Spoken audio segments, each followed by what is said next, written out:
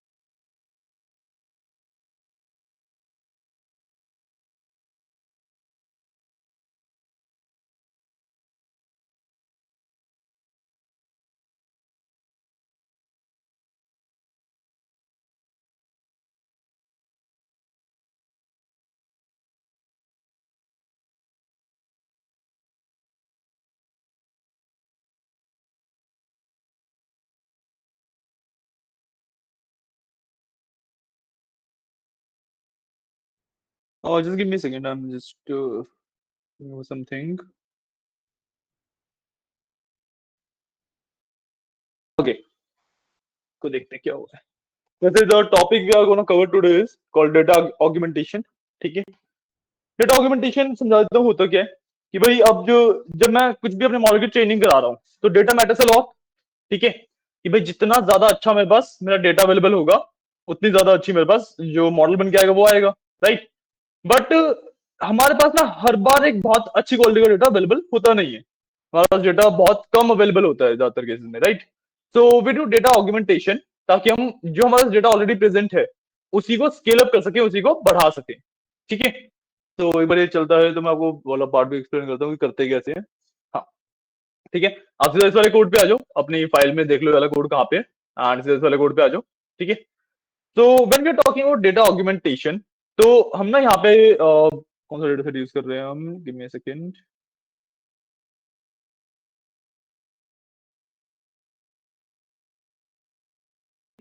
हम यहाँ पे एक डेटा सेट यूज कर रहे हैं कॉल्ड CIFAR10। ठीक है, CIFAR10 जो मेरा डेटा सेट है, वैसे मैंने पहले भी बताया था बट दोबारा बता देता हूँ। ठीक है, इसके अंदर 10 डिफरेंट ऑब्जेक्ट्स की मेरे पास इमेजेस है। एग्जाम्पल, मेरे पास एरोप्लेन है, मेरे पास बोट है, मेरे पास अम्ब्रेला है, एंड काफी अलग अलग मेरे पास इस तरीके की चीजें हैं। ठीक है, अब इसमें ना मेरे पास ऑलमोस्ट 30,000 के आसपास इमेजेस होती हैं, but to train a good model मेरे पास ये जो डेटा सेट है, the amount of data I have is pretty less, बहुत कम है ये डेटा। ठीक है, तो हम इस पे करते हैं डेटा ऑगमेंटेशन। ठीक है, डेटा ऑगमेंटेशन में होता क्या है कि भाई जो मेरे पास ऑलरेडी इमेजेस हैं उन्हीं को मैं या तो फ्लिप कर देता हूँ, या फिर मैं उनको थोड़ा सा रोटेट कर देता हूँ, ताकि उसकी थोड़ी सी एक वेरिएशन बन जाए। अब विजुअली इस चीज में बहुत ज्यादा डिफरेंस हमें दिखता नहीं है। ठीक है, बट फॉर अवर मॉडल ये दो एक कंप्लीटली डिफरेंट इमेजेस बन जाती है। ठीक है, तो हम करते क्या क्या है, हमारे पास ना 4 तरीके होते हैं। ठीक है, दो मेन मेथड होते हैं, दो उनके ड्राइव मेथड होते हैं। ठीक है, so what we do is, या तो मैं अपने इमेजेस को फ्लिप करता हूं या मैं रोटेट करता हूं। ठीक है, अब फ्लिप में भी मैं हॉरिजॉन्टली फ्लिप कर सकता हूं एंड वर्टिकली फ्लिप कर सकता हूं, राइट। हॉरिजॉन्टली कि भाई ऐसे फ्लिप हो गई इमेज, और वर्टिकली ऐसे में फ्लिप हो रही है। ठीक है, तो अब ना आपको डेटा के हिसाब से डिपेंड करता है कि भाई आपको क्या करना है क्या नहीं करना है। ठीक है, तो इसमें फ्लिप की अगर बात करूं, तो भाई लेट्स से मेरे पास एक बोट की इमेज है। ठीक है, उसको वर्टिकली फ्लिप करूंगा, स्टिल वो बोट की ही इमेज रहेगी, राइट। बट अगर उसको मैं हॉरिजॉन्टली फ्लिप कर दूं तो ये बोट उल्टी चल रही होगी, है ना, मेरा मॉडल उससे कंफ्यूज होगा। ठीक है, तो हम हॉरिजॉन्टल फ्लिप को इतना ज्यादा प्रेफर नहीं करते। एक minute,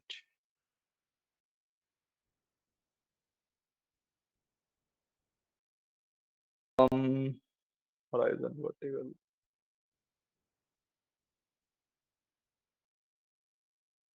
sorry my bad, horizontal flip ये वाला होता है क्योंकि हम हॉराइजन पे फ्लिप कर रहे हैं ना, दिस इज वर्टिकल फ्लिप। ठीक है, हाँ, तो या अब जो वर्टिकल फ्लिप है उसमें इमेज उल्टी हो जाएगी, तो मैं मॉडल की ऑलरेडी एक्यूरेसी जो कम आ रही थी वो और कम हो जाएगी, उसको गार्बेज डेटा मिल रहा है बेसिकली, राइट। तो आपको ना अपने डेटा सेट के हिसाब से देखना पड़ता है कि भाई हॉरिजॉन्टल फ्लिप करना है, वर्टिकल फ्लिप करना है। और मैं रोटेशन की भी बात करूं, तो मैं रोटेशन 10-20 डिग्री कर रहा हूँ, समझ आता है, थोड़ी सी इमेज रोटेट हो रही है, राइट। बट अगर मैं 80 डिग्री या 90 डिग्री रोटेट कर रहा हूँ, या फिर मैं 180 डिग्री रोटेट कर दिया, तो भाई वो इमेज अगेन उल्टी हो गई, मेरे मॉडल को फिर से वो चीजें समझ नहीं आएंगी। ठीक है। तो गुड बैलेंस है कि मैं 50% चांस रखता हूँ हॉरिजॉन्टल फ्लिप का। ठीक है। एंड ऑलमोस्ट 10 डिग्री की मैक्सिमम रोटेशन रखता हूँ। ठीक है। तो इस वजह से मेरा जो डेटा होता है वो इंक्रीज भी हो जाता है। एंड जब भी मैं उस डेटा को देखूंगा, तो जो इमेजेस है वो ऑलमोस्ट सिमिलर ही दिखेंगी। ठीक है। तो अब करते कैसे, उसे देख लो। हम सेम चीज करते हैं, जैसे हम जो हम डेटा डिफाइन करते हैं वो सेम मेथड यूज करते हैं। सिर्फ जो हमारा ट्रांसफॉर्मर है, अब मैंने बताया था कि भाई डीप लर्निंग के केस में हमारे पास जो भी डेटा है उसको हमें टेंसर के फॉर्मेट में अपने जीपीयू पे डालना पड़ता है, राइट। तो जब मैं उसे अपने डेटा को, अपनी इमेजेस को टेंसर में कन्वर्ट कर रहा हूँ, उस टाइम पे मैं डेटा ऑग्यूमेंटेशन करता हूँ, बाकी मेरा कोड एग्जैक्टली सेम रहता है। ठीक है। तो यहाँ पे आप एग्जांपल देखोगे, मैंने क्या किया, ट्रेन ट्रांसफॉर्म के अंदर ट्रांसफॉर्म डॉट कंपोज। ठीक है। अब मैंने इसके अंदर किया random horizontal flip p equal to 0.5, मतलब कि भाई 50% चांसेस है एक इमेज मेरी रैंडमली हॉरिजॉन्टली फ्लिप होगी। ठीक है। उसके बाद मैंने रैंडम रोटेशन किया 10। ठीक है। कि भाई -10 से लेके +10 तक वो इतनी रोटेट कर सकती है। ठीक है। और फिर मैंने बस ट्रांसफॉर्म डॉट टू टेंसर कर दिया, मतलब टेंसर में कन्वर्ट कर दिया। बाकी मैंने यहाँ पे अपना नॉर्मली डेटा लोड वगैरह किया। ठीक है। और यहाँ पे मैंने ना दो तरीके से डेटा लिया है, एक ऑगमेंटेड डेटा और एक मेन डेटा। ठीक है, ताकि मैं डिफरेंस कंपेयर कर सकूं कि भाई जो मेरे पास डेटा आ रहा है वो ओरिजिनली कैसा था, ऑगमेंट होके कैसा बन रहा है। ठीक है। बस मैंने यहाँ पे दोनों अपने डिफाइन कर दिए। ठीक है। दोनों के अंदर मैंने ट्रेनिंग डेटा, एक में ट्रू, एक में अच्छा, ये ट्रेनिंग ऑगमेंटेशन है और ये टेस्ट सेट है। तो टेस्ट सेट में तो ऑब्वियसली ट्रेनिंग फॉल्स ही होगी, इन दोनों में ट्रू है। ठीक है। ठीक है। अब मैंने यहाँ पे क्या किया, मैंने दो यहाँ पे ट्रांसफॉर्म्स बनाए हैं। एक यहाँ पे आप देखो ट्रेन ट्रांसफॉर्म, एक train T2, right. Train T2 के अंदर मैंने कुछ भी ट्रांसफॉर्मेशन नहीं करी है, जबकि मैंने ट्रेन ट्रांसफॉर्म के अंदर ट्रांसफॉर्मेशन करी है। और यहाँ पे आप देखो, जो मैंने ट्रेन और ट्रेन ऑग निकाला है, इसके अंदर जो नॉर्मल ट्रेन है उसके अंदर ट्रेन टीटी यूज किया कि भाई ओरिजिनल डेटा क्या था, और मैंने ट्रांसफॉर्म के अंदर ट्रेन ट्रांसफॉर्म यूज किया, ऑगमेंटेड डेटा क्या है। ठीक है। क्लियर है। इसके बाद मैंने एक इंटीजर लिया, एक नंबर लिया। ठीक है। जिसमें मैंने रेंडमली जीरो से जीरो से लेके जो भी मेरी ट्रेनिंग का डेटा है उसकी जो लेंथ है उसके पीछे रेंडमली कोई भी एक नंबर लिया। बेसिकली मैं रेंडमली कोई भी एक इमेज चूज कर रहा हूँ। ठीक है। उसके बाद मैं क्या कर रहा हूँ कि भाई मैंने वो सेम इमेज ट्रेनिंग वाला जो ओरिजिनल डेटा था उसमें से निकाली, और वही सेम इमेज मैंने जो मेरा ऑगमेंटेड डेटा था उसमें से निकाली। ठीक है। तो मेरे पास जो ओरिजिनल इमेज थी वो भी दिखेगी, जो ऑगमेंटेड इमेज है वो भी दिख रही है। ठीक है। अभी ना हम मॉडल की ट्रेनिंग वगैरह कुछ नहीं कर रहे हैं, सिर्फ डेटा ऑगमेंटेशन का प्रोसेस में मॉडल की ट्रेनिंग वगैरह का कंसेप्ट नहीं आता कुछ भी। ठीक है। अब मैंने इन दोनों इमेजेस को प्लॉट कर दिया। ठीक है। अब यहाँ पे देखो कुछ इस तरीके की इमेज आती है, this is the original image. अब बोलोगे भाई इतनी ब्लरी क्यों है, इतनी ब्लरी इसलिए होती है क्योंकि एज अ ह्यूमन, हमारी जो ह्यूमन आई है उसको यहाँ पे चीजें समझ पाना थोड़ा सा मुश्किल होता है, राइट। बट मैं स्टिल क्लियरली बता सकता हूँ, यहाँ पे एक बोट है जिसके अंदर लोग बैठे हुए हैं, है ना। क्योंकि अब मेरे को डिटेक्ट ही इतनी चीज करनी है कि भाई बोट है क्या है, मेरे को लोगों के फेस थोड़ा डिटेक्ट करने हैं। तो इतनी बड़ी इमेजेस चलती हैं, क्योंकि अब मैं बहुत ज्यादा हाई क्वालिटी इमेज ले लेता हूँ। तो दिक्कत कुछ भी नहीं है, बस मेरा जो मॉडल है उसके पास डेटा ज्यादा होगा प्रोसेस करने के लिए, वो टाइम ज्यादा लेगा ट्रेन होने के लिए। तो इस वजह से ज्यादा डेटा सेट्स में ब्लरी इमेजेस यूज की जाती हैं। ठीक है। तो अब जब ऑगमेंटेशन देखोगे, तो this was my original image. ठीक है। इसके ऊपर एक रोटेशन आई हुई है थोड़ी सी, आप देखोगे कि भाई पिक्सल्स यहाँ पे शिफ्ट हो रखे हैं चारों तरफ से, है ना। पिक्सल थोड़े थोड़े आगे शिफ्ट हो रखे हैं, राइट। तो दिस इज बेसिकली रोटेशन। ठीक है। आप ऐसे ही इसको बार बार रन करोगे, आपके पास डिफरेंट डिफरेंट इमेजेस आएंगी। तो just give me a second. आप भी रन करके देखो, आपके पास भी डिफरेंट इमेजेस आएंगी, मेरे पास भी कनेक्शन एस्टेब्लिश हो रहा है अभी।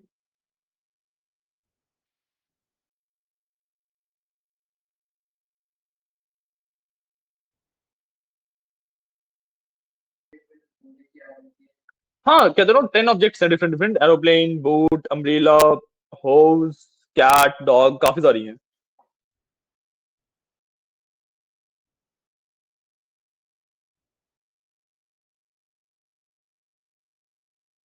ठीक है, मेरा यहाँ पे रन हो रहा है, गिव इट अ सेकेंड। ठीक है, रन होने के बाद मेरे समय जाएगी।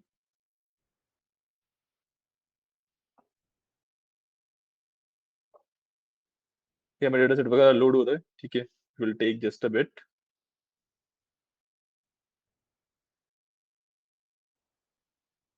मैं भी एक बार देख लेता हूँ, मैं भी रन हो रहा है बस।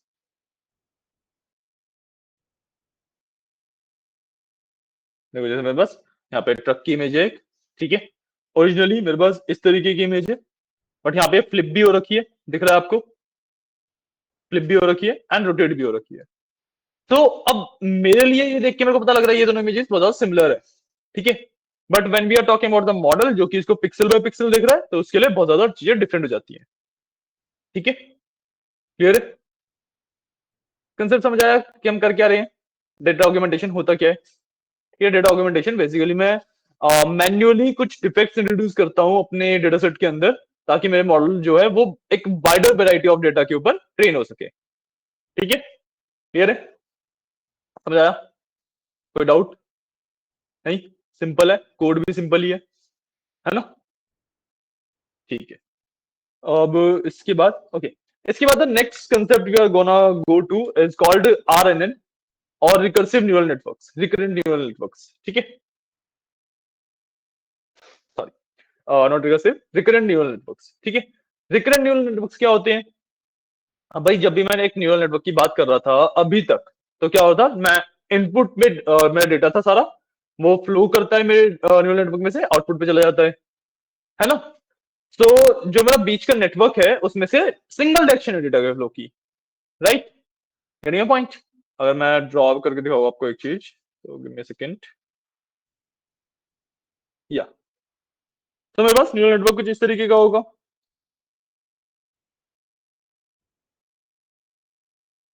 कुछ भी कनेक्शन हो सकते हैं,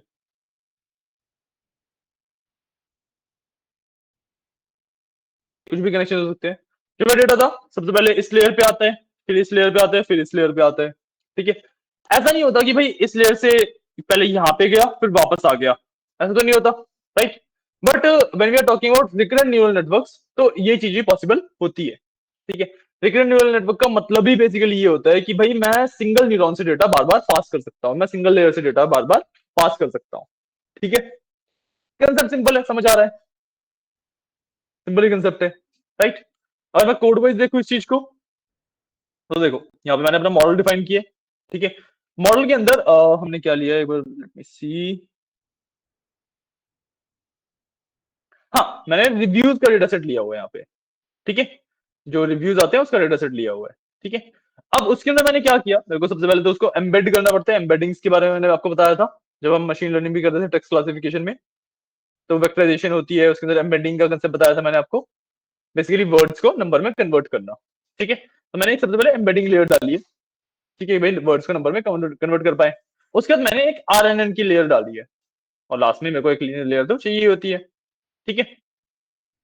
अब यहाँ पे जो लेयर डाली है मैंने उसके अंदर, इसके अंदर मैंने एम्बेडिंग डिम, ठीक है, एम्बेडेड डिम्स, एम्बेडेड डायमेंशंस, जो भी ऊपर वाली लेयर मेरे को एम्बेडेड डायमेंशन दे रही है वो, हिडन डिम, कि भाई ऐसे कुछ डायमेंशन हो सकते हैं जो कि हिडन है, जो कि एम्बेड नहीं हो पाए वो वाले, ठीक है। और batch wise equal to true, मतलब बैच वाइज इस लेयर से पास हो गई चीजें। डेफिनेशन इसकी बहुत ज्यादा सिंपल है, बस मेरे को N N dot R N N करना होता है, ठीक है। जब मैं इसमें से डेटा पास कराता हूँ तो थोड़ा सी, sorry, R N N is the recurrent neural network ना, तो मैंने वो लेयर डाली हुई है अपने मॉडल के अंदर, ठीक है।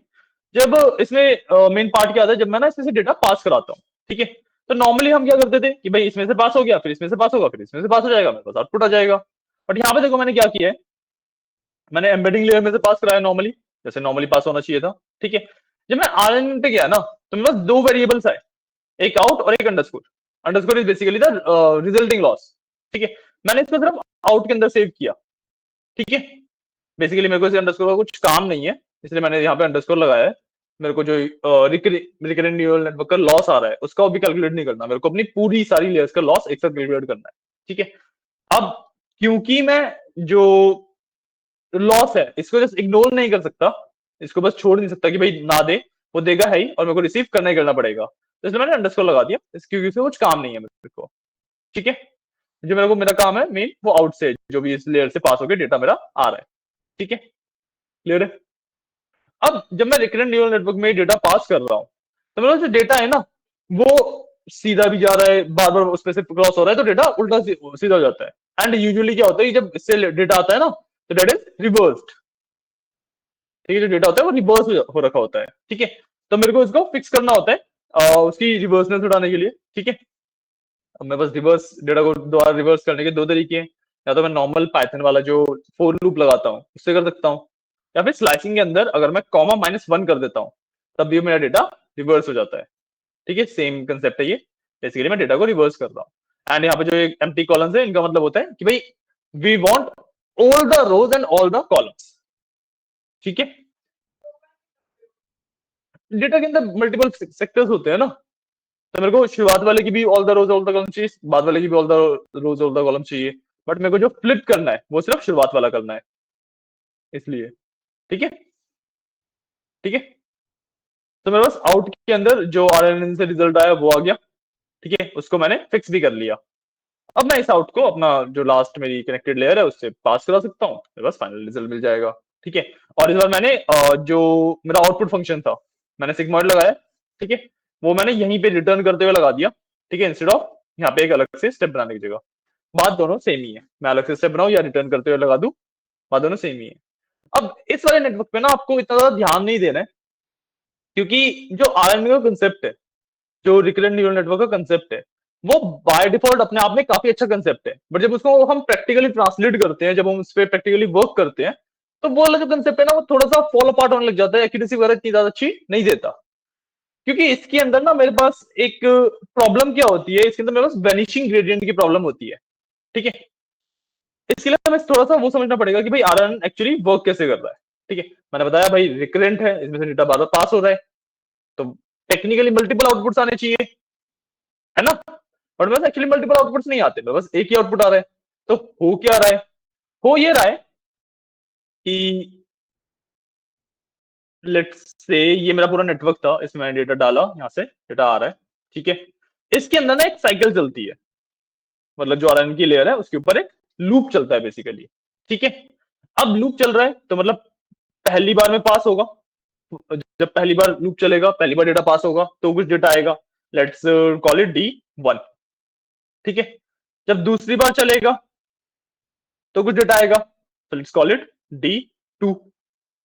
ठीक है, बट दूसरी बार वाले में ना क्या होगा कि जो पहले का D1 था उसकी समरी भी इसके अंदर ऐड हो जाती है। समझ आई मेरी? डेटा है, डेटा को समराइज किया जा सकता है ना।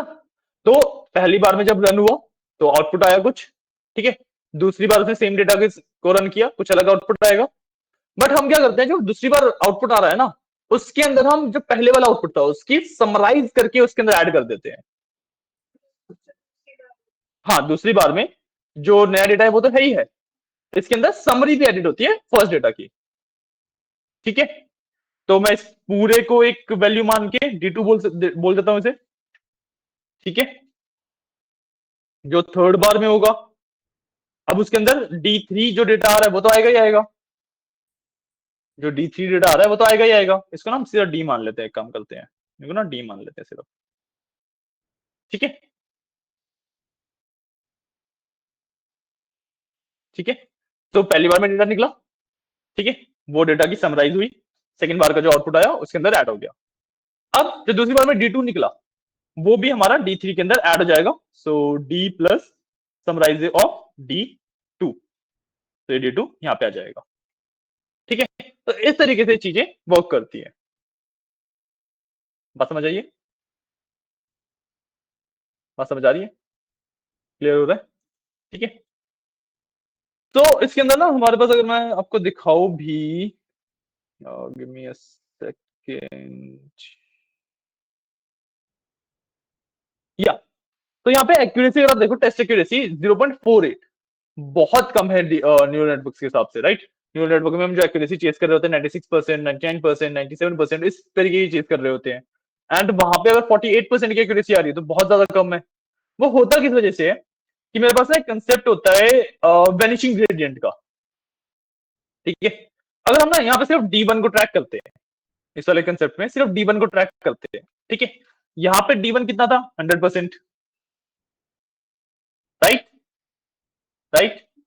जब यहाँ पे समराइज होगा तो वो 20% बच गया लेट्स से, क्योंकि 100% तो नहीं बचेगा, कुछ तो कम होगा ही, तो लेट्स से 20% बच गया।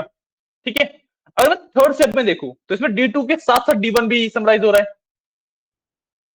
थर्ड स्टेप में D2 के साथ साथ D1 भी समराइज होगा। कह रही हो पॉइंट? तो भाई और कम हो गया, और कम हो गया, ये कुछ 4% बच गया यहाँ पे। ठीक है। हम अगले स्टेप में जाएंगे, तो D2 का ही तो पार्ट है D1 भी। ठीक है ना, D2 का ही तो पार्ट है D1 भी, तो D1 बार बार समराइज हो रहा है। और आप यहाँ पे नोटिस क्या करोगे कि भाई हर एक रिकर्जन के साथ, हर एक नेक्स्ट स्टेप के साथ जो मेरा D1 था वो बहुत कम होता जा रहा है, ऑलमोस्ट गायब होता जा रहा है। पहले 100% था, फिर 20% बचा, फिर 4% बचा, एक और स्टेप आ गया तो यहाँ पे तो 0.5% बचेगी। तो this is the problem of vanishing gradient, कि भाई जो हमने D1 के टाइम पे जो भी मेरे नेटवर्क ने सीखा था, ओवर द टाइम वो चीज भूल जाता है।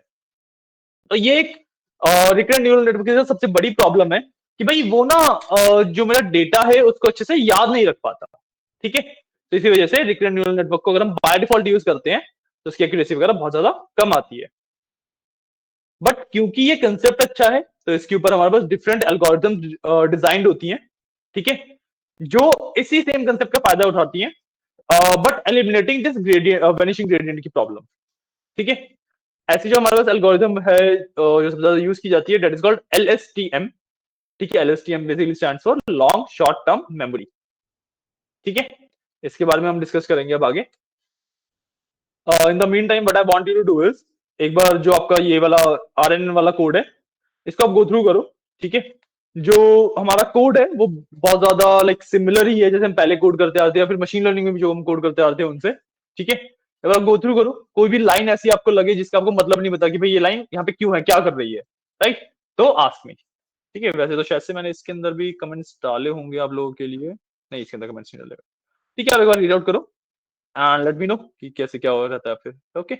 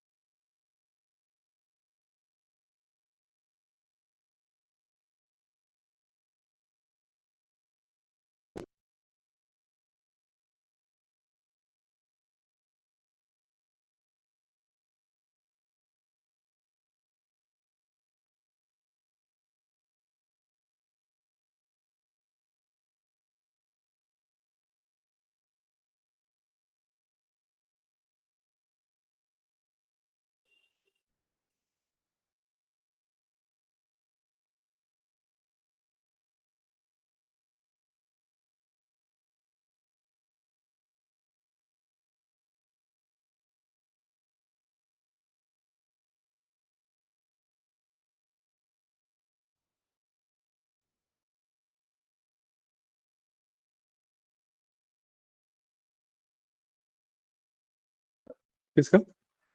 लाइन पढ़ के बताओ। लाइन पढ़ के बताओ। क्या?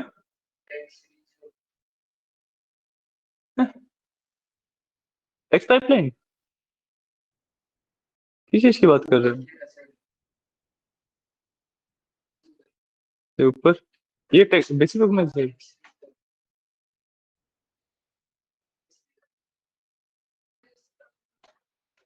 अच्छा, ये रीसब, रीडॉट सब बोलते हैं उसे। मैं रीसब समझ रहा था। ठीक है, और रीसब का बेसिकली मतलब होता है कि मेरे को ना डेटा को अपने टोकनाइज करना है, मेरे को अपने डेटा को बेसिकली स्प्लिट करना है।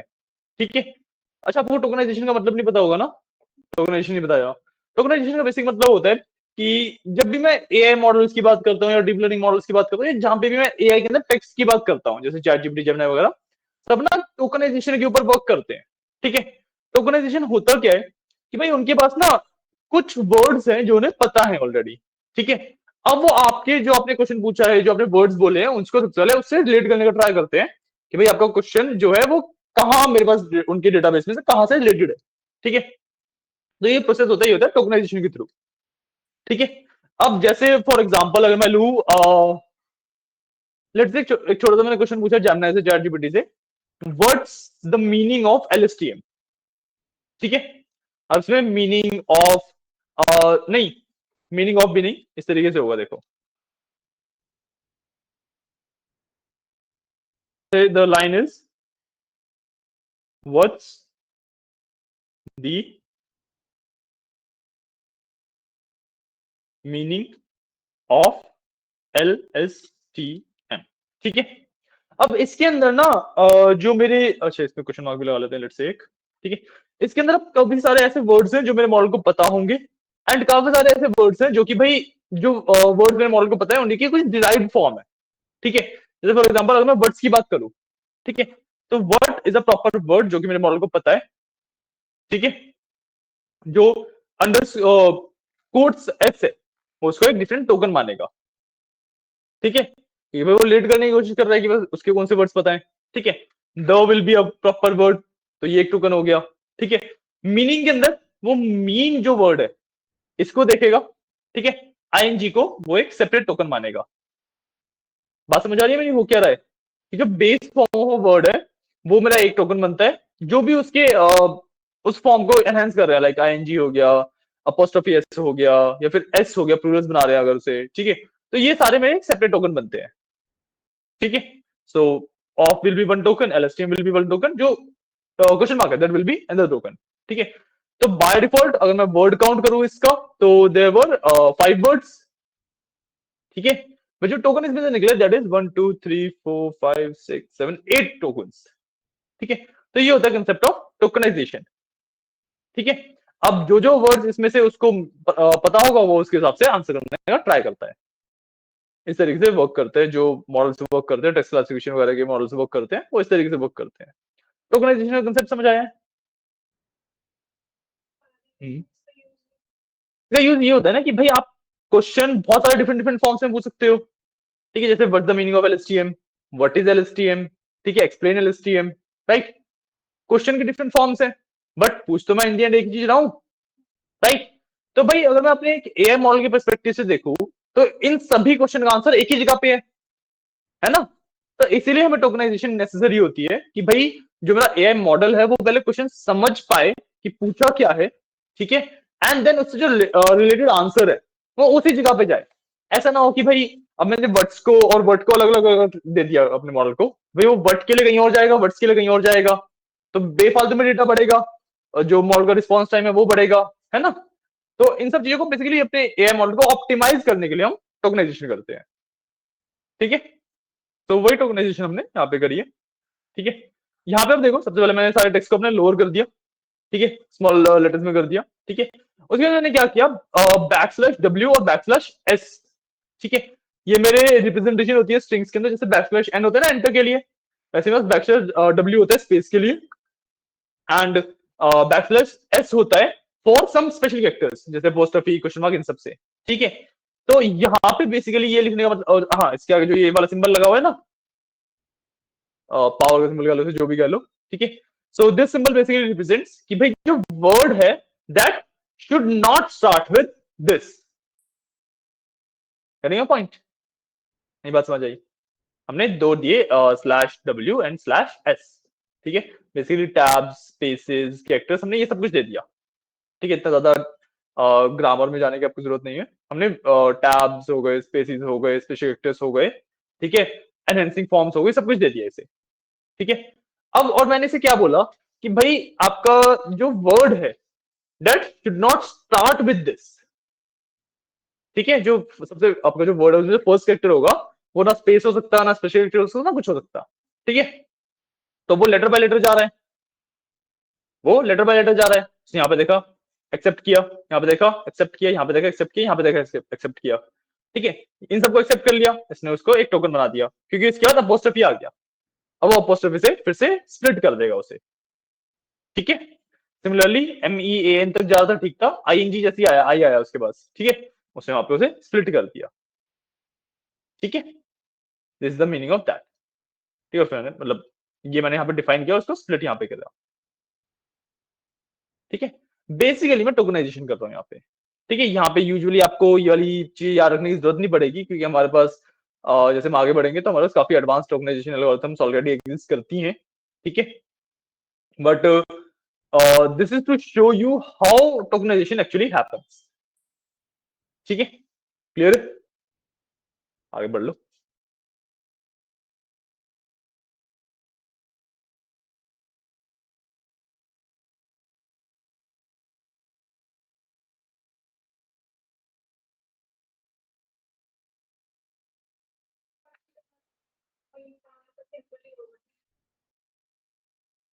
नहीं, ये और जो और कहीं भी यूज ही नहीं होता ना।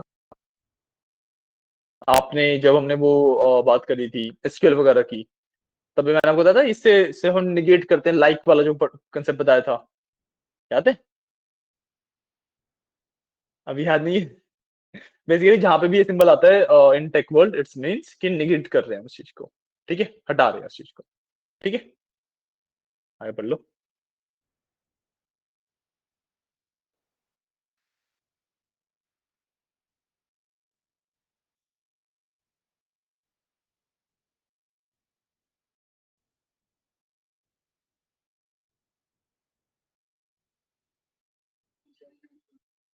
कौन सी? ये टेक्स्ट डॉट स्प्लिट, ये वाली? यहाँ पे ना हमारे पास बेसिकली दो तरीके के टोकन होते हैं, एक पैडिंग टोकन होता है, एक अननोन टोकन होता है। अब कई सारे ऐसे वर्ड्स होंगे जो उसको समझ नहीं आएंगे, है ना, उसको हम अननोन टोकन कहते हैं। और कई सारे ऐसे वर्ड होंगे जो ना सिर्फ इसकी पैडिंग के लिए है, मतलब जैसे स्पेसिस वगैरह है, ठीक है, इसको हम पैडिंग टोकन कहते हैं। तो हमने इसको मैप कर दिया कि भाई जहां जहां पे भी पैडिंग टोकन होगा, मतलब स्पेस होगा, उसको हम जीरो बोलेंगे, ठीक है। और जहां जहां पे भी कुछ भी अननोन होगा जो कि भाई तुम्हें समझ नहीं आ रहा क्या लिखा हुआ है, तो उसको हम वन बोलेंगे, ठीक है। तो जीरो और वन का मतलब हमने डिफाइन कर दिया, बाकी जो नंबर है वो ऑटोमेटिकली डिसाइड कर लेगा।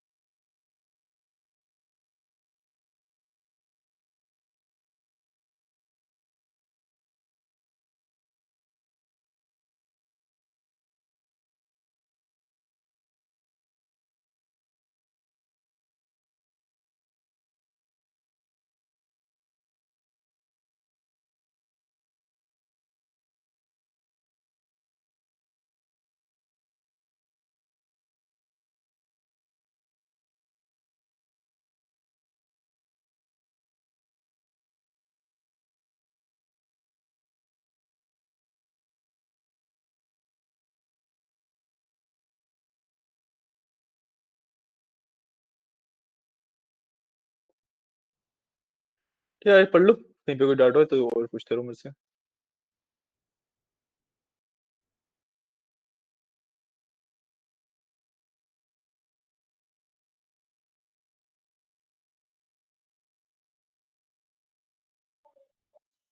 सॉरी, कॉलेट बैच का बेसिकली मतलब होता है कि मेरे पास ना डेटा जो आता है बैचेस में आता है।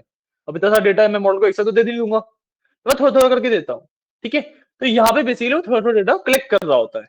कलेक्ट बैच का मतलब होता है कि जो बैचेस आ रहे हैं मेरे पास, वो कंबाइन करता रहे वो अपने आप।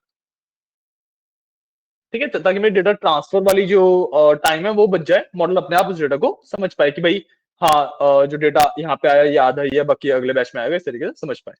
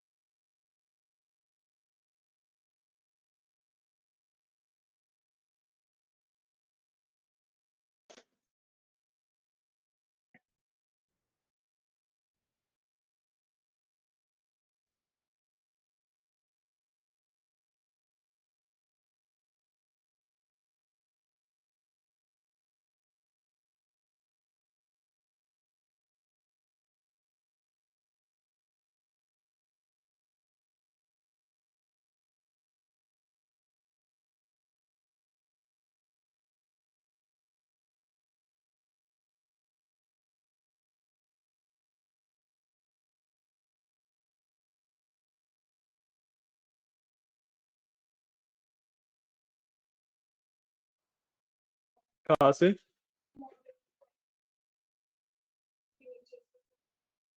अप्रॉक्स यहाँ से। ठीक है, अप्रॉक्स बेसिकली होते हैं मेरे पास ट्रेनिंग लूप्स, कि मैं अपने मॉडल को कितनी बार ट्रेन करना चाहता हूँ, विच मैं डिसाइड किया 10 बार ट्रेन करना चाहता हूँ। पीसी लॉस इज क्राइटेरियन ना, मेरा लॉस कैलकुलेटर होता है। मेरे जो डीप लर्निंग के जो मॉडल्स होते हैं वो जो ट्रेन होते हैं उस तरीके से होते हैं कि भाई रैंडम पाथ बनाए, जिस पाथ का सबसे कम लॉस है वो हमने पाथ फिक्स किया, बाकी हमने इरेज कर दिए। तो जो लॉस कैलकुलेट करने की एल्गोरिथम है, दैट इज क्राइटेरियन, और जो एल्गोरिथम मैं यूज कर रहा हूँ that is called BCE loss. ठीक है, ये क्लासिफिकेशन में हेल्प करता है, लाइक 0-1 अगर टाइप की क्लासिफिकेशन होती है तो उसके लिए बहुत ज्यादा इफेक्टिव होता है। ठीक है, एंड अप्रॉक्स भी मैंने बता दिया। ठीक है, उसके बाद मैं ट्रेनिंग पे आया। ठीक है, मैंने मॉडल को ट्रेनिंग स्टेट में सेट किया, मॉडल डॉट ट्रेन के नाम से। ठीक है, उसके बाद मैंने तीन चीजें डिफाइन करी, total loss, correct and total. ठीक है, कि मेरे को लॉस कितना हो रहा है, करेक्ट मेरे जो केसेस हैं वो कितने निकल रहे हैं, और टोटल केसेस कितने निकल रहे हैं। ठीक है, तीनों को मैंने बाय डिफॉल्ट 0 0 0 सेट कर दिया। ठीक है, उसके बाद मैं text and labels in train data loader में गया। ठीक है, ट्रेनिंग वाला डेटा सेट था, उसके अंदर से मैंने टेक्स्ट एंड लेबल्स निकाल लिए। ठीक है, दोनों को मैंने डिवाइस पे भेज दिया, सीपीयू जीपीयू जिसके ऊपर भी मैं अपने डेटा की ट्रेनिंग करा रहा हूँ, अपने मॉडल की ट्रेनिंग करा रहा हूँ। ठीक है, उसके बाद मैंने ऑप्टिमाइजर डॉट जीरो ग्रेड किया, मतलब जो भी कुछ भी पाथ वगैरह बने हुए होंगे वो रीसेट हो जाएंगे। ठीक है, उसके बाद मैंने output equal to model text में किया। हमने बाय डिफॉल्ट अपने मॉडल को डेटा दे दिया कि भाई इससे कुछ भी आउटपुट निकाल के दो। ऑब्वियसली वो सही नहीं होगा, बट इससे हमें फायदा क्या मिलता है, इससे ना हमारे मॉडल के अंदर पाथ बन जाते हैं। ठीक है, उसके बाद मैं उन पाथ्स का लॉस कैलकुलेट कर देता हूँ क्राइटेरियन यूज करके। ठीक है, कि भाई हर एक पाथ का लॉस कितना आया। ठीक है, अब लॉस डॉट बैकवर्ड से मैं देखता हूं कि भाई जिस पाथ का लॉस सबसे कम आया था उसको फिक्स कर दिया मैंने।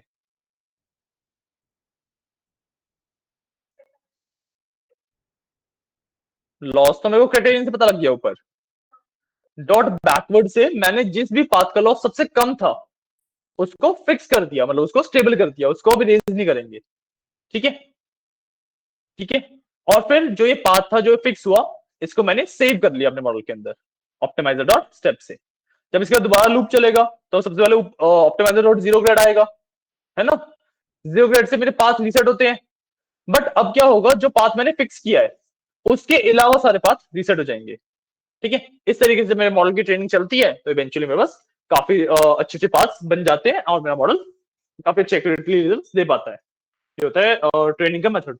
ठीक है, उसके बाद मैंने किया क्या, मैंने टोटल लॉस के अंदर लॉस डॉट आइटम किया कि भाई whatever the amount of losses वो मैंने टोटल लॉस के अंदर ऐड कर दिया।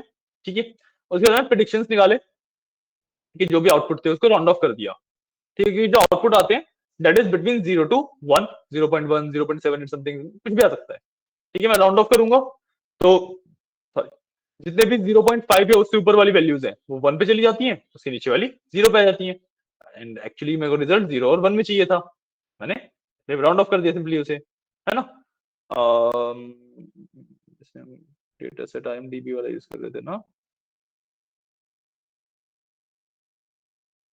IMDb वाला डेटा सेट यूज कर रहे थे। ठीक है, ठीक है।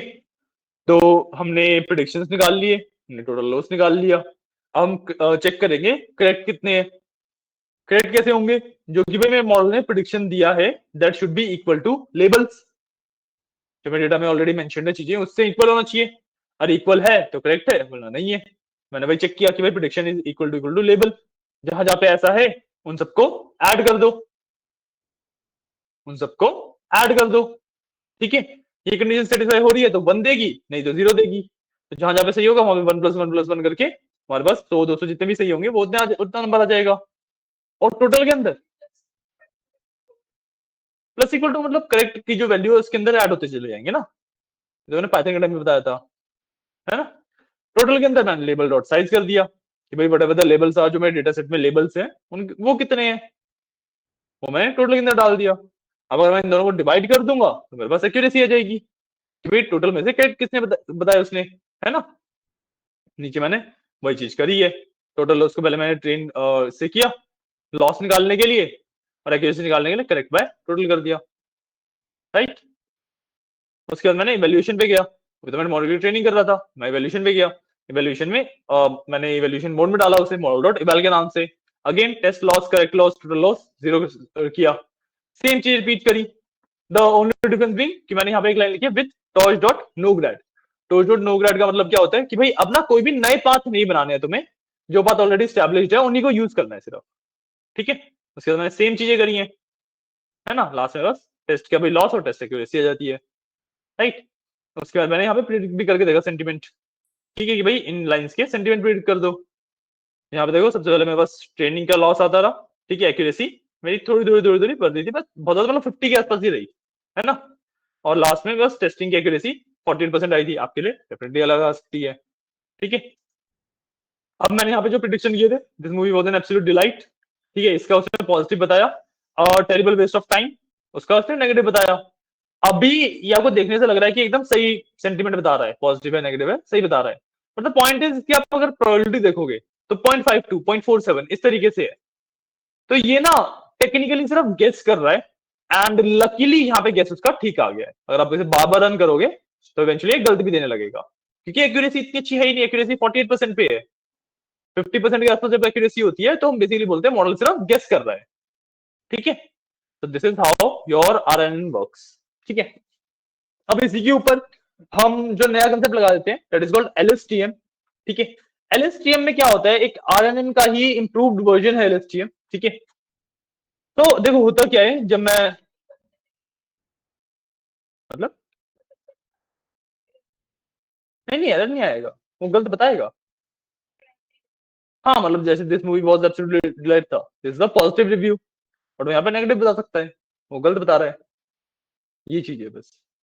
ठीक है, तो वापस आते हैं LSTM पे, हम बात कर रहे थे लॉन्ग शॉर्ट टर्म मेमोरी पे बात करेंगे हम नेक्स्ट। ठीक है, मेरा इस तरीके से RNN वर्क कर रहा था। अच्छा इसको छोड़ो, मेरा RNN कुछ इस तरीके से वर्क कर रहा था कि भाई D था, फिर D2 हुआ, D इसका भी पार्ट है, फिर D3 हुआ तो D2 इसका पार्ट है, इस तरीके से RNN वर्क कर रहा था। तो हम जितनी ज्यादा आगे जा रहे थे उतना ज्यादा पीछे वाला भूलते जा रहे थे, है ना। एलएसटीएम क्या करता है, एलएसटीएम ना गेट्स इंट्रोड्यूस करता है। ठीक है, एलएसटीएम में गेट्स होते हैं। ठीक है, gates is basically mathematical equation है सिर्फ। ठीक है, उनको बोला गेट्स जाता है क्योंकि वो एक्ट करते हैं गेट की तरह। ठीक है, एक होता है मेरे पास फॉर गेट गेट। ठीक है, और एक होता है मेरे पास सेव गेट। ठीक है, बेसिकली मतलब क्या है कि भाई एलएसटीएम ना हर एक जब समराइज हुआ, यहाँ पे समराइज होकर आया था डेटा, तो जो ये समराइजेशन हो रही है इस टाइम पे वो अपने दोनों गेट लगाएगा, एफ एंड एस। ठीक है, जोन जोन सी इंफॉर्मेशन उसको लगेगी कि भाई यूजफुल नहीं है, वो उसको फॉर गेट गेट में डालता जाएगा, मतलब उसको भूलता जाएगा। जोन जोन सी इंफॉर्मेशन उसे लगेगी कि जरूरी है, उसे सेव गेट में डालता जाएगा। ठीक है, तो समराइजेशन तो हो रही है, बट वो इंपॉर्टेंट इंफॉर्मेशन को याद भी रख रहा है।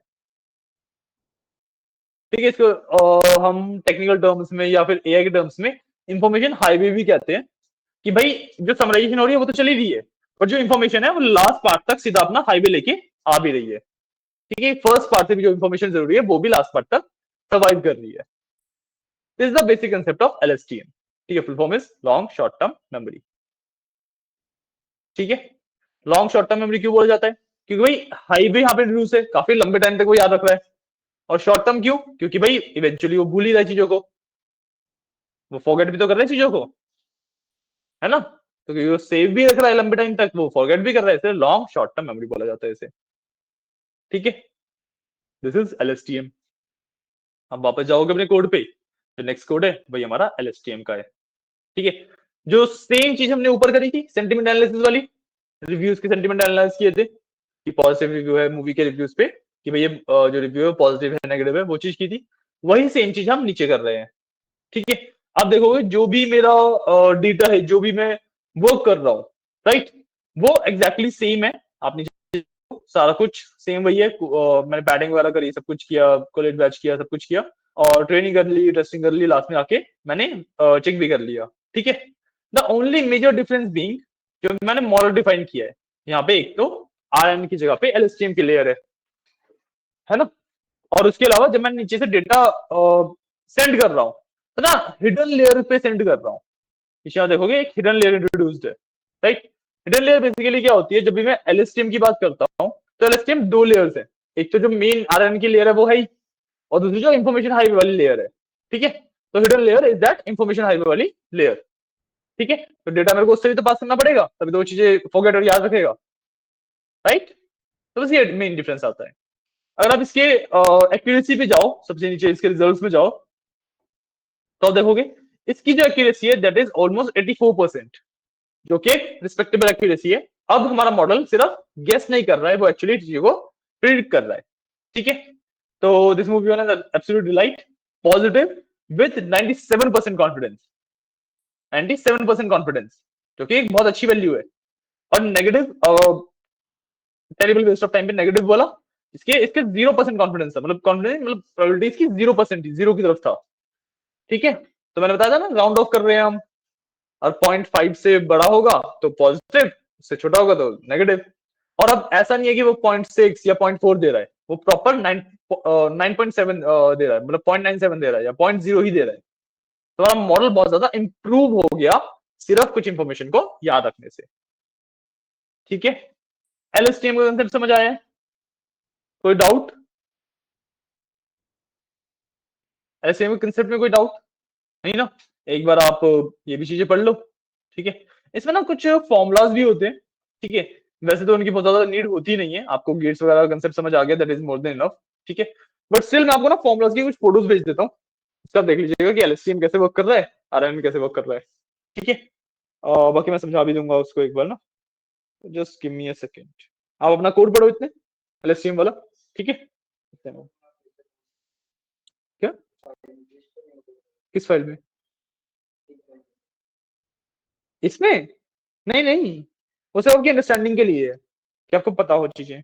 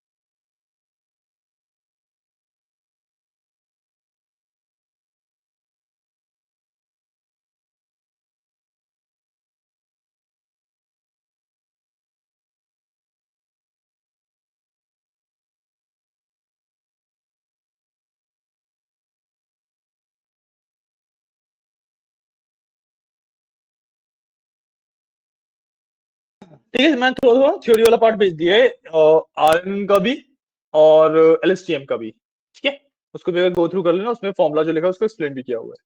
ठीक है, तो आप दोनों चीजों को गो थ्रू करो, कुछ ना समझ आए, कोई इशू आए तो let me no.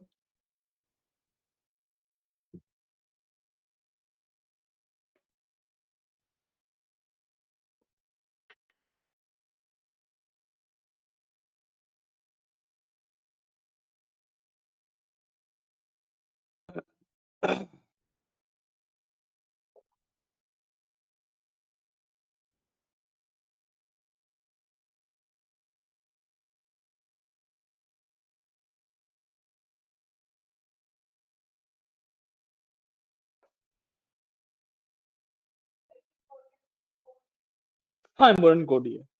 Formula is just there to let you know कि भाई हाँ ये भी चीजें होती हैं।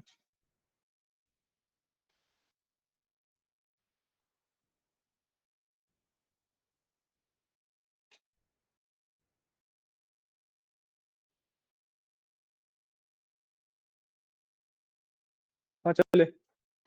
अच्छा,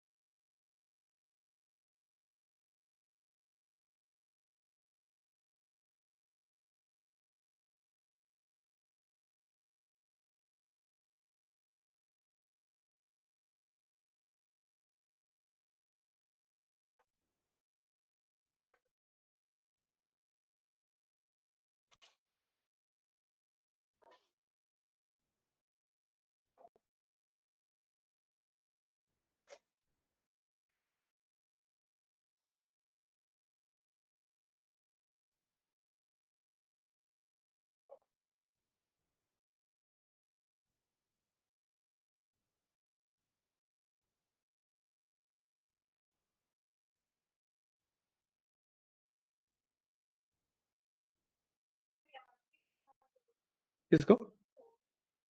नहीं, बस आपको ना आइडिया होना चाहिए कि हाँ ये फॉर्मूला किस चीज का है, अगर कहीं पे आपको लिखा मिल जाए।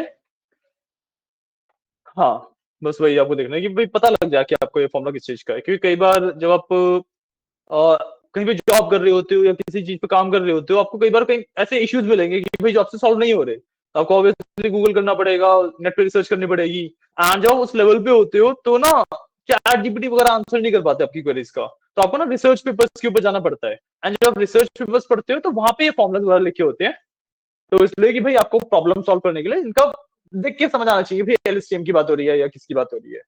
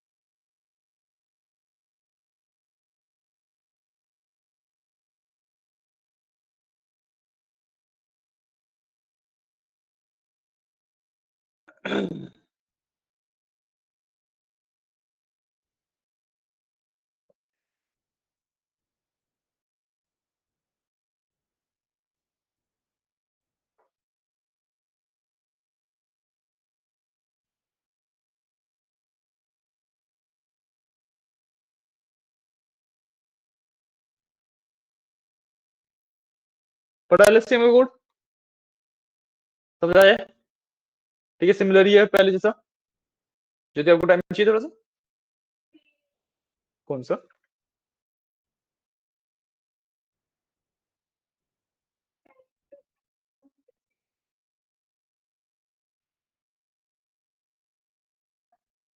कहाँ पे?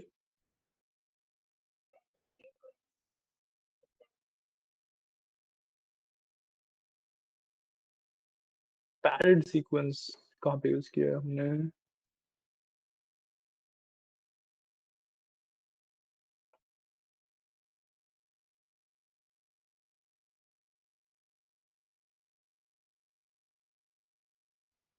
नहीं, इसी वाले कोड पे तो है हम।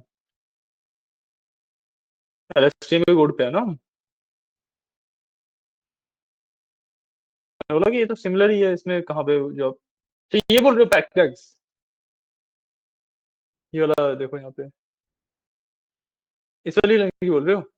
अच्छा, इसमें हम डेटा को फ्लो बेसिकली डिफाइन कर रहे हैं कि किस तरीके से फ्लो होगा मेरा डेटा। ठीक है। हाँ हाँ, मैं पूरा ही बता देता हूँ, ये फॉरवर्ड का फंक्शन। ठीक है। इसमें हम डेटा का फ्लो डिफाइन करते हैं कि डेटा मेरा किस तरीके से फ्लो करेगा। ठीक है। तो सबसे पहले तो मेरे पास नॉर्मली एम्बेड वाली लेयर से पास होगा। तो X equal to self dot embed से पास हो गया। ठीक है।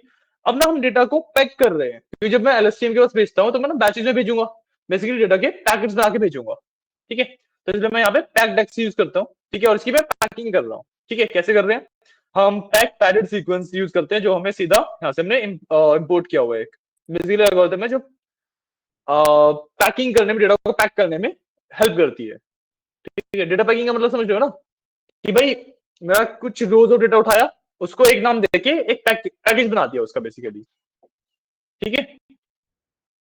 तो यहाँ पे मैंने उस एल्गोरिथम को यूज किया। ठीक है। उसके अंदर मैंने एक्स दिया जो मेरा ओरिजिनल डेटा है। ठीक है। लेंथ डॉट सीपीयू दिया। ठीक है। लेंथ डॉट सीपीयू का मतलब है कि भाई मेरा जो सीपीयू है वो एक बार में कितनी लेंथ हैंडल कर सकता है, क्योंकि जो पैकिंग होती है वो सीपीयू के ऊपर होती है। तो जो पैकेट का साइज होगा वो सीपीयू के हिसाब से डिटरमाइन होता है ऑटोमेटिकली। ठीक है। उसके बाद batch first equal to true, मतलब बैचेस के हिसाब से पैकिंग करनी है।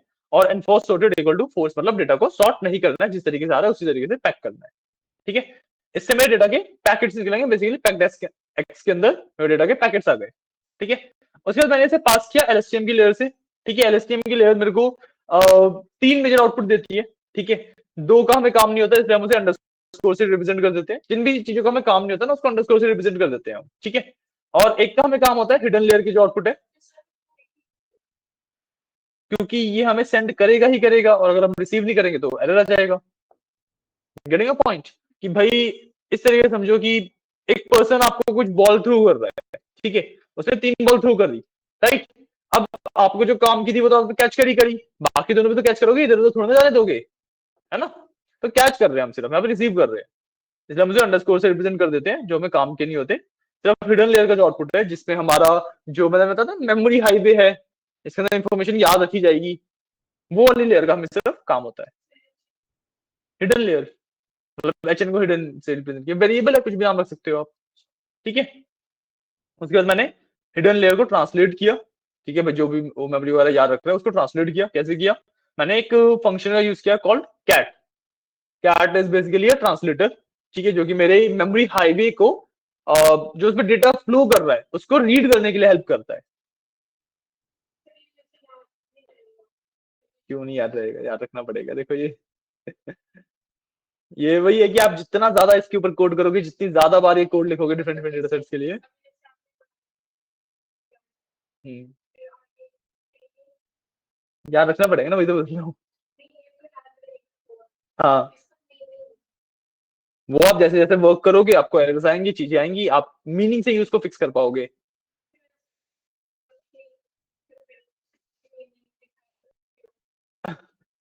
नहीं, ऐसा कुछ भी एग्जिस्ट नहीं करता एक्चुअली, क्योंकि जरूरी नहीं है कि हर बार जब भी मैं एलएसटीएम लगाऊंगा मेरे को कैट लगाना ही लगाना पड़े।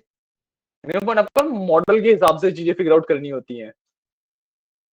बात समझ आ रही है मेरी? आपको ना मॉडल के हिसाब से चीजें फिगर आउट करनी होती हैं कि भाई आपका डेटा किस तरीके का है, उस पर क्या करना चाहिए क्या नहीं करना चाहिए। जैसे डेटा ऑगमेंटेशन में बताया था, तो ये थोड़ा ना मैं हर बार हॉरिजॉन्टल फ्लिप भी करूंगा, कई बार मैं वर्टिकल फ्लिप भी कर सकता हूँ, राइट। बट अगर मेरे पास लेट्स से एक 6 है, उसका मैं वर्टिकल फ्लिप करूंगा, वो तो 9 बन जाएगा, वहां पे मैं वो नहीं करूंगा। तो लॉजिकली सोचना पड़ेगा, ठीक है ना। तो यहाँ मैंने ट्रांसलेशन किया, ठीक है। कैट वाला सिर्फ मैंने ट्रांसलेट कर रहा हूँ, जो एलएसटीएम के अंदर डेटा सेव हो रहा है ना, उसको ट्रांसलेट रीड करने के लिए ट्रांसलेट कर रहा हूँ उसे सिर्फ, क्योंकि जो उसके अंदर सेव हो रहा है वो तो इंटीजर्स की फॉर्म में सेव होगा ना डेटा, मेरे को तो रीड करना पड़ेगा। ट्रांसलेट मीनिंग को आप सिंपली ये समझ लो कि भाई डेटा एलएसटीएम के पास है, मैं उसको एलएसटीएम से लेके अपने मॉडल आगे पास कर रहा हूँ बेसिकली। तो फिलहाल जो मैं ये स्टेप कर रहा हूँ, ये ना एलएसटीएम से डेटा लेने वाला स्टेप है, ठीक है। यहाँ पे मैंने एलएसटीएम को डेटा पैकेट्स भेजे थे, अब उससे यहाँ पे मैं आउटपुट रिसीव कर रहा हूँ, ठीक है। आउटपुट रिसीव करते हुए मैंने जो मेरा हिडन लेयर जो भी यहाँ से आउटपुट आया था, ठीक है, उसे -2 मतलब 2 रोज में उसे ट्रांसलेट कर दिया, ठीक है। और सब कुछ ट्रांसलेट कर दिया, जितना भी डेटा था सबको 2 रोज में ट्रांसलेट कर दिया मैंने, ठीक है। और यहाँ पे अच्छा एक टेबल बनाया मैंने, सबसे पहले 2 रोज में ट्रांसलेट किया, फिर 1 रोज में ट्रांसलेट किया, ठीक है।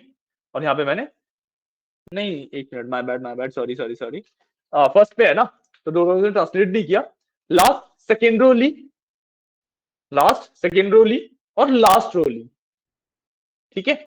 जो भी मेरा डेटा आया था उसमें से लास्ट के 2 नंबर ले लिए बेसिकली मैंने, ठीक है। क्योंकि भाई मेरे को सबसे ज्यादा यूटिलाइज होंगे कि जो भाई लेटेस्ट इन्फॉर्मेशन सेव हुई है वही तो सबसे ज्यादा यूटिलाइजेशन की होगी, है ना।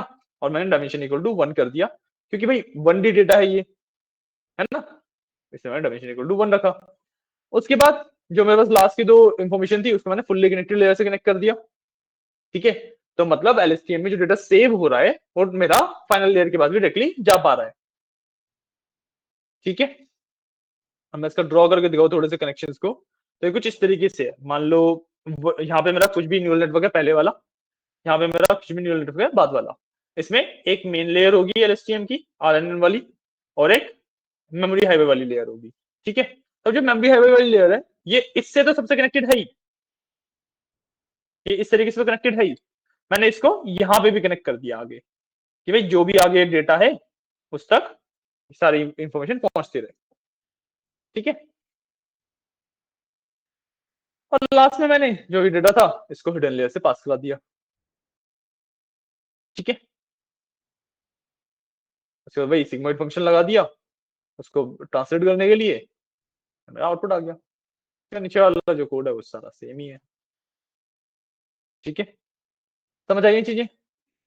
कोई डाउट्स? 5 मिनट चाहिए एक बार कोड वगैरह के जितनी भी अभी तक चीजें बताई गो थ्रू करने के लिए, कुछ के लिए ताकि एक बार दिमाग में बैठ जाए। चाहिए केशव आपको? नहीं चाहिए? क्या कह रहे हो, कुछ वैसे भी समझ नहीं आ रहा, वैसे भी समझ नहीं आएगा? घर पे जाके एक बार खोलते लैपटॉप ये पढ़ने के लिए। अच्छा कल क्या पढ़ा था? कल क्या पढ़ा था घर जाके? हाँ देख के बताओ चलो। सॉरी।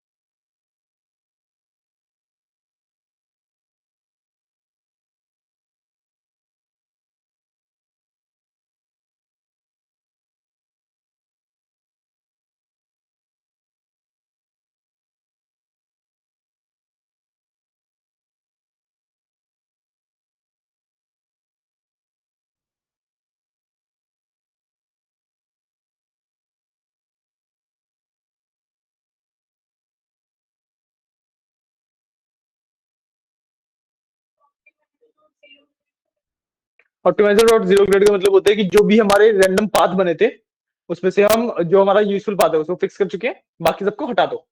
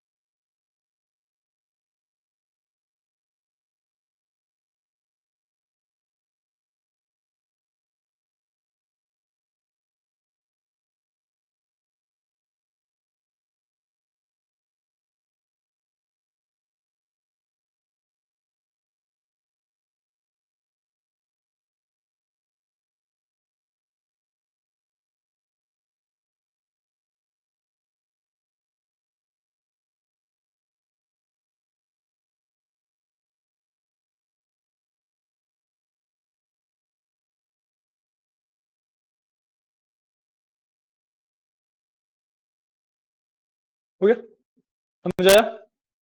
कोई डाउट्स? नहीं, क्लियर है, ठीक है। तो दिस वाज एलएसटीएम। ठीक है, अब नेक्स्ट पार्ट पे चलते हैं। नेक्स्ट पार्ट क्या है हमारे पास? ठीक है,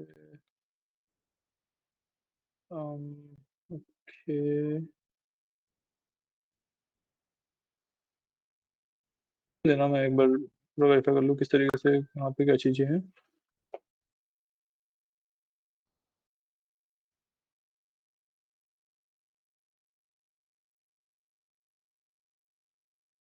हम डीप लर्निंग के काफी एंड पे ही पहुंच रहे हैं। ठीक है, हमारे पास थोड़ी बहुत चीजें ही बची हैं।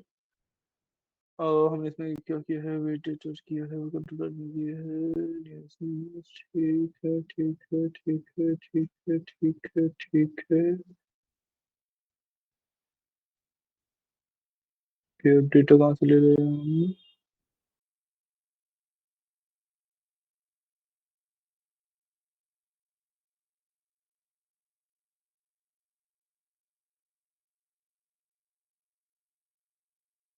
लाइब्रेरी कहाँ से आ रही है?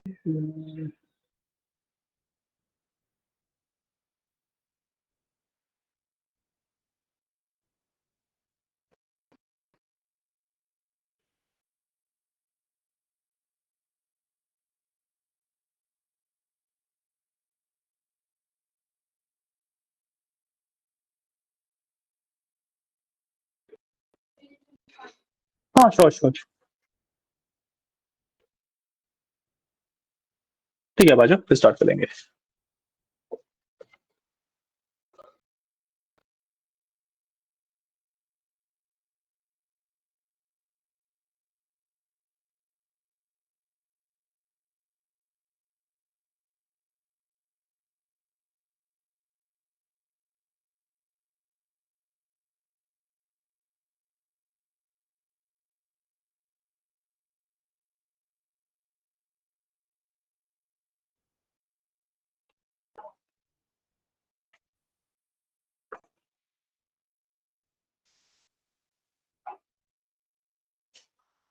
चले आगे, आगे।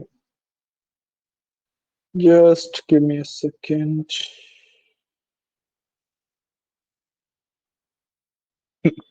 तो अब जो नेक्स्ट कंसेप्ट हमें पढ़ना है, हम ना वो देखेंगे कि भाई जो अभी हमने किया, हमने बेसिकली सेंटिमेंट एनालिसिस किए थे। ठीक है, कि भाई जो रिव्यू है वो पॉजिटिव है, नेगेटिव है। ठीक है, अब अगर इसको आप समझो कि एक सरफेस लेवल पे अगर मैं इसको समझाऊं, एक बहुत इजी टर्म्स, मैथमेटिकल टर्म्स हटा के, कि भाई एक्चुअली ये वर्क कैसे कर रही है, वो एनालाइज कैसे करता है कि कौन सा पॉजिटिव है कौन सा नेगेटिव है। तो ये ना कुछ इस तरीके से होता है। मान लो हमारे पास डेटा कुछ इस तरीके का होगा। ठीक है, दो मेरा कॉलम्स होंगे, एक के अंदर रिव्यू है, एक के अंदर रेटिंग है। ठीक है, whatever the words are, review में सारे रिव्यूज लिखे होंगे, यहाँ पे पॉजिटिव नेगेटिव नेगेटिव पॉजिटिव इस तरीके से लिखा होगा, इस तरीके का डेटा होगा, राइट? अब ना हमारे पास अगर मैं आरएनए की बात कर लूं या एलएसटीएम की बात कर लूं या किसी भी ऐसे क्लासिफिकेशन एल्गोरिथम की बात कर लूं, वो ना प्रोसेस बेसिकली सेम ही होता है। थोड़ा मैथमेटिकल चेंजेस होते हैं जिसकी वजह से एक्यूरेसी ऊपर नीचे होती है। ठीक है, बट जो प्रोसेस है वो सेम ही रहता है। प्रोसेस क्या है? प्रोसेस आता है, दो कंसेप्ट आते हैं। एक कहते हैं हम बैग ऑफ वर्ड्स। ठीक है, एक को हम कहते हैं बैग ऑफ वर्ड्स। ठीक है, दूसरे को हम कहते हैं के नियरेस्ट नेबर।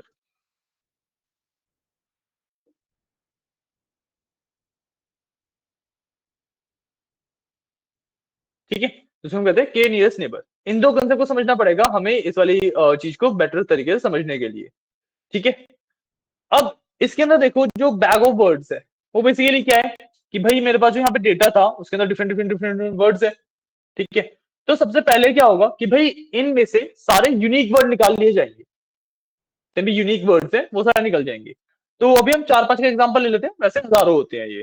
ठीक है, तो लेट्स से द हो गया मेरे पास। ठीक है, ए हो गया, इज हो गया। ठीक है, गुड हो गया, बैड हो गया। ठीक है, वर्स्ट हो गया, वेस्ट हो गया। ठीक है, डिलाइट हो गया, अमेजिंग हो गया। ठीक है, इस तरीके से मेरे पास सारे यूनिक वर्ड्स आ जाएंगे, है ना। अभी मैंने छोटा सा एग्जांपल लिया है, हजारों में होंगे ये वर्ड्स, ठीक है। अब इसमें से जितने भी कॉमन अकरिंग वर्ड्स है, जो इंग्लिश लैंग्वेज के अंदर कॉमन वर्ड्स है, जो हेल्पर वर्ड्स होते हैं, उनको हटा दिया जाता है, ठीक है। तो जैसे द, ए, इज, इस तरीके के वर्ड्स को हटा दिया जाता है। इसमें ना एक वर्ड और लिख लो, लेट्स से मूवी, ठीक है। अगर मैं बोल रहा हूँ this is the best movie, तो मूवी भी तो एक वर्ड हुआ, वो भी तो यूनिक वर्ड्स में आएगा, और वो हेल्पिंग वर्ड भी नहीं है, तो वो नहीं हटेगा, ठीक है, क्लियर है। तो मेरे पास ये कुछ वर्ड्स बचे, ठीक है। अब हमारा जो मॉडल है वो के नियरेस्ट एल्गोरिथम लगा के, के नियरेस्ट नेबर एल्गोरिथम लगा के इसको बैग ऑफ वर्ड में कन्वर्ट करता है, ठीक है। तो सबसे पहले बैग ऑफ, सबसे पहले के नियरेस्ट एल्गोरिथम देखते हैं। वो नेक्स्ट काम क्या करेगा कि भाई उसने ये वर्ड पिक किया, लेट्स जो पहला वर्ड था वो पिक किया, अब इस वर्ड से रिलेटेड जितने भी वर्ड्स हैं उन सबको वो पिक करके एक साथ स्टोर कर लेगा, ठीक है। तो जैसे गुड के साथ अगर मैं कंबाइन करूं तो डिलाइट हो सकता है, अमेजिंग हो सकता है ना। तो इस सबको उसने एक बैग ऑफ वर्ड बनाया, एक स्टोरेज स्पेस बनाया, जिसके अंदर उसने गुड डाल दिया, ठीक है, अमेजिंग डाल दिया, एंड सो ऑन, ठीक है। तो जो उसने ये वर्ड स्टोर किए, इसको हम कहते हैं बैग ऑफ वर्ड्स, ठीक है। जो मेथड उसने यूज किया टू फाइंड कि भाई गुड और अमेजिंग रिलेटेड है, दैट मेथड इज कॉल्ड के नियरेस्ट नेबर, ठीक है। इसी तरीके से मेरे पास एक बैग ऑफ वर्ड और बन जाएगा, जिसके अंदर बैड, वर्स्ट, इस तरीके के वर्ड्स होंगे, ठीक है। और जो मूवी वगैरह वाले वर्ड्स हैं वो हमारे पास मिसलेनियस में चले जाते हैं। मिसलेनियस मतलब एक बैग ऑफ वर्ड है जिसके अंदर न्यूट्रल वर्ड्स हैं, जो कि ना गुड को रिप्रेजेंट कर रहे हैं ना बैड को रिप्रेजेंट कर रहे हैं, ठीक है। एक्चुअली बैग ऑफ वर्ड बनता नहीं है, इसको जस्ट वो रख देता है साइड में। वही मैं कह रहा हूँ कि समझाने के लिए मैंने बोल दिया कि यहाँ पे बैग ऑफ वर्ड तीसरा भी बनता है, बट एक्चुअली में क्या होता है, दो उसने कलेक्शंस बनाए प्रॉपर नेम्ड, और तीसरा उसने जस्ट वर्ड्स डाल दिए जैसे मूवी वगैरह, बस ऐसे ही रख लिया अपने पास, ठीक है, एक्चुअल जो बनते हैं। और हाँ वही मैं बता रहा था कि जरूरी नहीं है दो ही बने, जितने भी आपको क्लासिफाई करना है, अभी हमें पॉजिटिव और नेगेटिव में करना था, तो मैंने उसके हिसाब से दो बनेंगे, और हमको 10 में करना है तो 10 बनेंगे, ठीक है। इतना बात समझ आया। अब मान लो मेरे पास एक रिव्यू आता है, this was an amazing movie.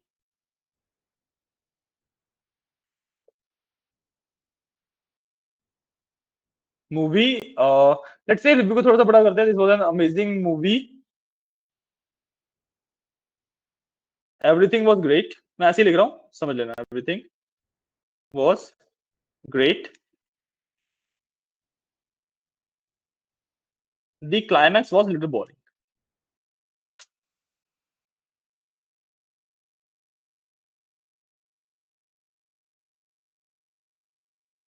ठीक है। इस तरीके के रिव्यू होता है, ऐसे ही रिव्यूज होते हैं, है ना। अब इसका एनालिसिस करने के लिए but it will do is सबसे पहले यूनिक वर्ड्स निकालेगा, जो भी यूनिक वर्ड्स आ रहे हैं, ठीक है, और कॉमन वर्ड्स को उसमें से हटा देगा, ठीक है, जो हमने पहले किया था सेम वही चीज। तो दिस वाज एन, ठीक है, एवरीथिंग वाज, ठीक है, ग्रेट, द क्लाइमैक्स वाज, ठीक है, इस तरीके से हटा देगा। अब वो न्यूट्रल वर्ड्स को कंपेयर करेगा और उनको भी हटा देगा। न्यूट्रल वर्ड्स को कंपेयर करने के लिए उसके पास यहाँ पे जो बचे हुए वर्ड्स हैं वो है ना। तो कंपेयर करेगा कि भाई जो जैसे अमेजिंग है, वो अब इन तीनों में से किससे रिलेटेड है, गुड से रिलेटेड है, तो इसको हमने लेट से 1 दे दिया, इसको ना हम 1 0 और इसको भी 0 बोल देते हैं लेट से, ठीक है। अम, तो -1 बोलते हैं, काम करते हैं 1 -1 एंड 0, ठीक है, ठीक है। तो उसने अमेजिंग था, इस कैटेगरी से बिलोंग करता है, 1 मिल गया उसे, ठीक है। मूवी न्यूट्रल 0, एवरीथिंग न्यूट्रल 0, ठीक है, great 1, climax neutral 0, little neutral 0, boring bad -1, ठीक है। कन्वर्जन हो गया, समझ आया किस तरीके से कन्वर्जन हुआ। अब अगर आप पॉइंट्स को ऐड करना स्टार्ट करो तो 1 यहां पे मिला था, 1 यहां पे मिला था, 2 -1 1, तो जो 1 है वो 1 के क्लोजेस्ट है। तो this review is overall positive. बात समझ आई? बात समझ आई? बात समझ आई है? ठीक है।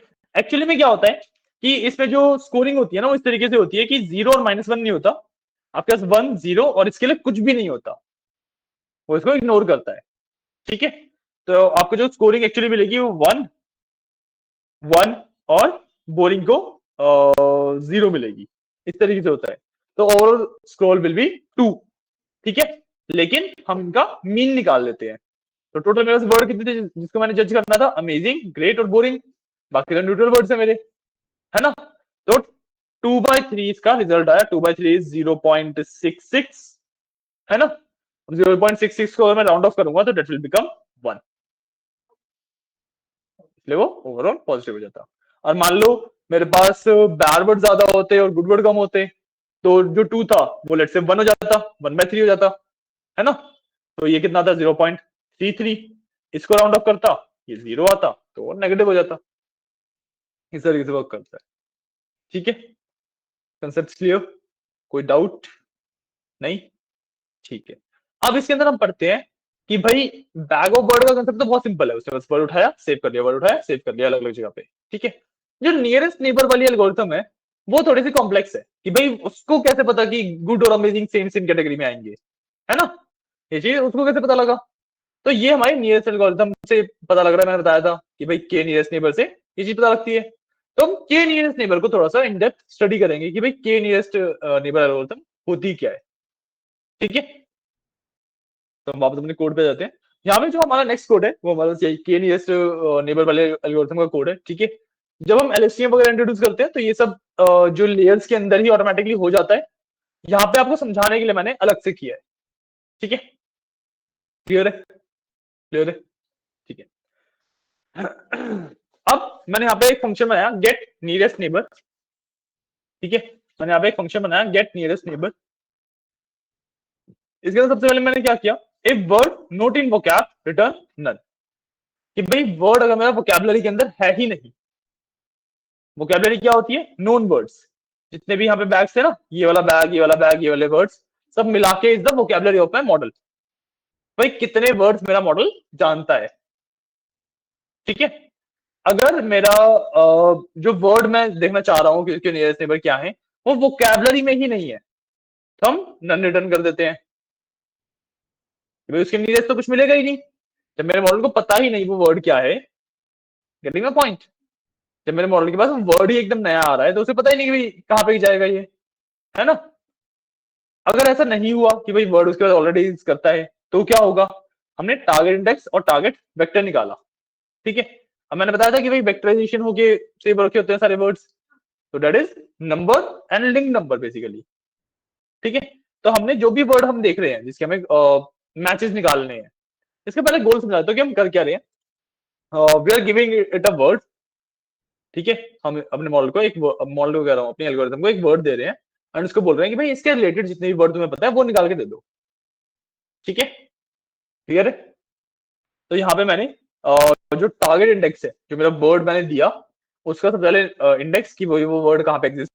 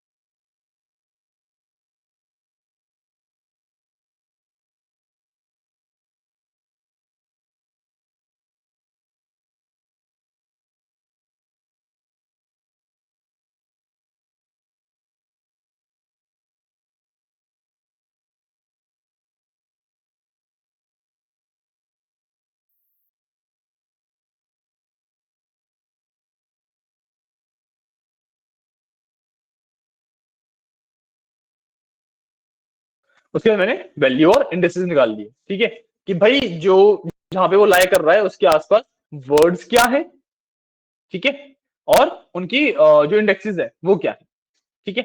यहाँ पे आप देखो मैंने टॉप के यूज किया है, ठीक है, टॉप के इज बेसिकली नियरेस्ट नेबर वाले एल्गोरिथम, कि उसके आसपास के जितने भी मैं चाहूंगा उतने वर्ड निकाल के दे, 5 डिफाइन किया हुआ है, तो मतलब जो भी वर्ड मैं ऐसे दे रहा हूँ 5 उसके क्लोजेस्ट वर्ड जो इसके ऊपर पता है वो ये देगा, ठीक है। अब रिजल्ट्स को मैंने इसमें डाल दिया और फिर मैंने बेसिकली बस कैलकुलेट कर ली चीजें, ठीक है, कि भाई प्रिंटिंग वगैरह वाला पार्ट आ गया उसके नीचे, ठीक है, ठीक है। आप इसमें एक चीज और क्या देखोगे, यहाँ पे ना मैंने डॉट आइटम वगैरह भी किया है, reverse cap dot gate unknown को इंडेक्स आउट करके आई में आइटम, ठीक है, दिस इज द ट्रांसलेशन वाला पार्ट बेसिकली, ठीक है। अ, अ, हाँ, दिस इज द ट्रांसलेशन वाला पार्ट, ठीक है। ट्रांसलेशन वाला पार्ट कैसे, जब मेरे जो वर्ड सेव्ड है वो तो वेक्टराइज्ड है, वो तो नंबर्स में सेव्ड है ना, तो जो नंबर्स रिटर्न करेगा मेरे को टॉप के यहाँ पे मेरे को जो ये है क्या, हाँ, यहाँ पे अगर मैं देखूं तो मेरे को यहाँ पे नंबर रिटर्न किए जाएंगे, उस नंबर को मेरे को वापस वर्ड में भी तो ट्रांसलेट करना पड़ेगा, तो वाला काम मैंने यहाँ पे कर लिया, ठीक है।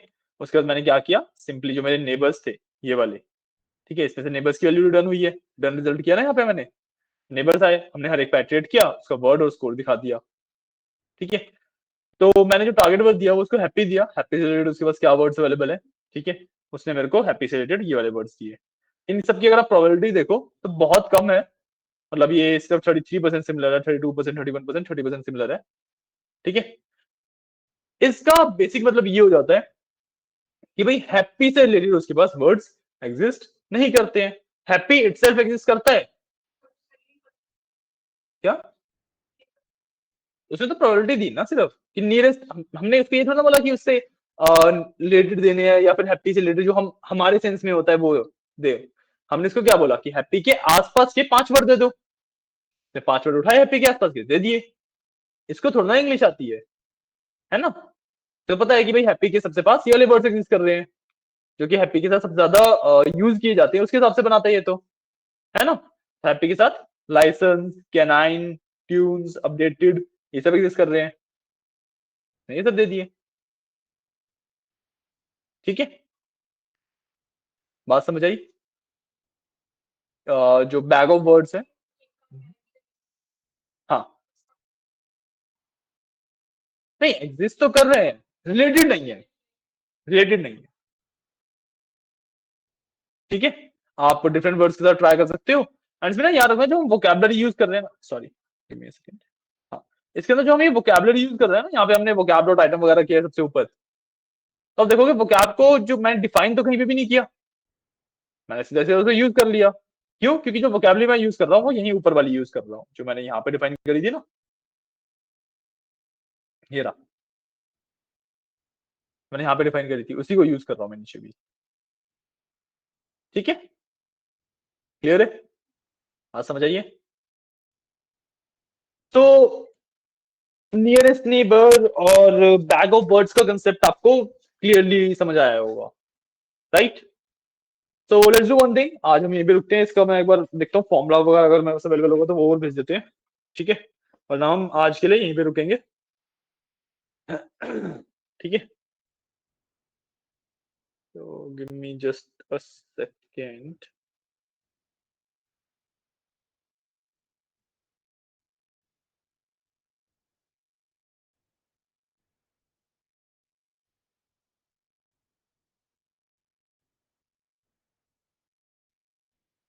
गोल रहेगा हम कल मोस्ट प्रोबेबली डीप लर्निंग का जो लास्ट पार्ट है वो खत्म करके परसों प्रोजेक्ट पे चलेंगे,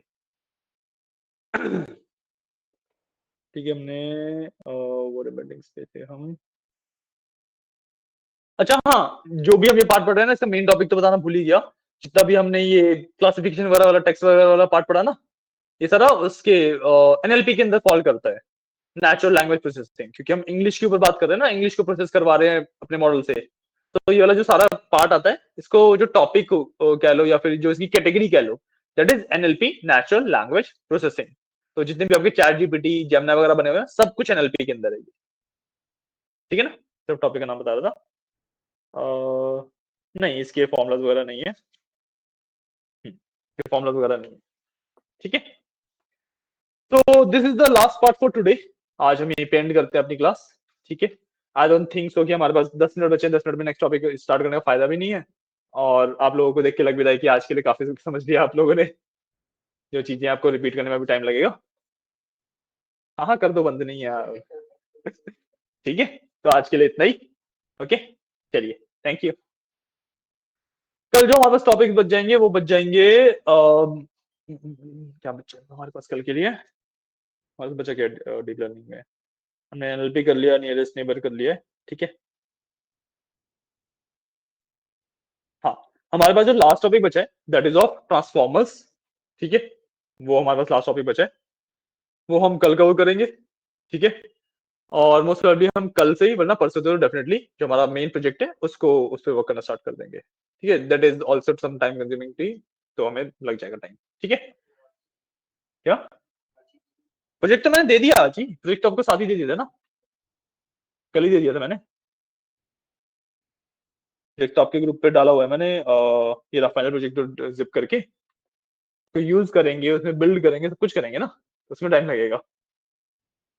ये तो मैंने आपको सिर्फ कोड भेजा है, इस कोड को समझना है, इस कोड को रन करना है, रन करने में जो मॉडल्स होंगे उनको ट्रेन करना है, उनसे प्रिडिक्शन करवाने हैं, काफी सारा काम है।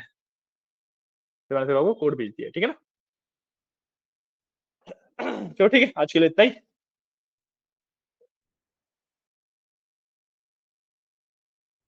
हाँ हाँ, बैठ जाओ बैठ जाओ, नो इश्यूज।